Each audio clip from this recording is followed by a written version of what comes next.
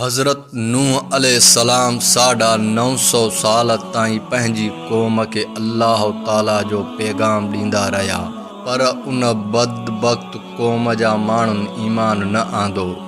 बल्कि हज़रत नूह अलैहिस्सलाम ते ठठोलियूं कंदा रहिया, छो जो ही माण्हू कुझु बि नथा सम्झनि। क़ौम जो एतिरो हाल ख़राब थी वियो हुओ जो हज़रत नूह अलैहिस्सलाम खे बि ॾुख थियो। तव्हांजी क़ौम तव्हांखे पागल चवंदी हुई, एतिरो क़द्र जो माण्हू पंहिंजी औलाद ऐं ॿारनि खे नसीहत कई त हज़रत नूह अलैहिस्सलाम जी ॻाल्हियुनि खां परे रहो, छो जो हू पागल आहे।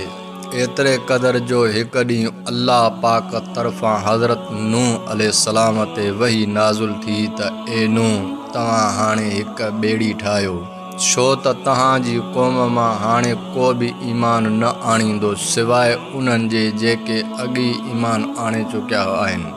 हज़रत नूह अलैहिस्सलाम 1016